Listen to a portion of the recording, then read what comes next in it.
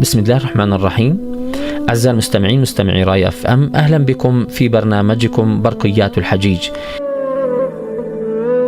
في هذا اليوم نتكلم عن أطفالنا وعن أهلنا الذين نتركهم عندما نسافر إلى الحج إلى بيت الله الحرام.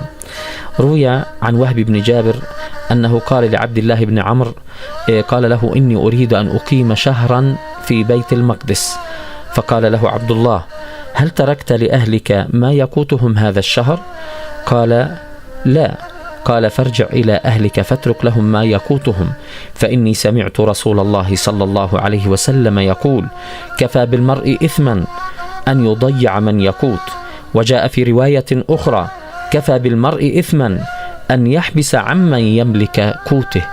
هذا حديث الحبيب صلى الله عليه وسلم يذكرك أن لا تنسى أهلك. وقال علماؤنا الأفاضل أن الاستطاعة للحج تشمل استطاعة الطريق والسفر وأمن الطريق، وقال: وترك القوت لأهله حتى يرجع.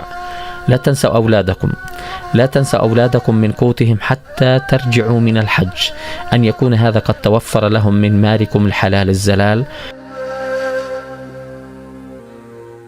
نسأل الله سبحانه وتعالى أن يجعل حجيج بيت الله تبارك وتعالى رفاق المصطفى صلى الله عليه وسلم على الحوض، وأن يسقيهم من يده شربة لا يظمؤون بعدها، إنه سميع مجيب.